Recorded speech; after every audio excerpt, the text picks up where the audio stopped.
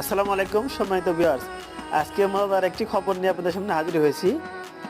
শিক্ষকরা বলেছেন যে মিনিস্ট্রি অডিটরদের গরু দড়িতে বাঁধবেন। এবার করার প্রস্তুতি নিয়ে রেখেছেন বিভক্ত শিক্ষকরা। বছরের পর বছর ধরে তাদের রক্ত চুষে খাচ্ছিলেন মিনিস্ট্রি অডিটর পরিচয় দেওয়া শিক্ষা মন্ত্রণালয়ের পরিদর্শন ও নিরীক্ষা অধিদপ্তরের কর্মকর্তা ও কর্মচারীরা। পুরনো পদ্ধতিতেই ঘুষ দাবি করলে গত 11 নভেম্বর গণধোলাই দিয়েছিলেন মিনিস্ট্রি অডিটর পরিচয় দেওয়া সহকারী শিক্ষা পরিদর্শক মনিরুল ইসলাম মাসুমকে। তার অপর নারী সহকর্মী শেখ নুরুন নাহার পালিয়ে বেঁচেছেন।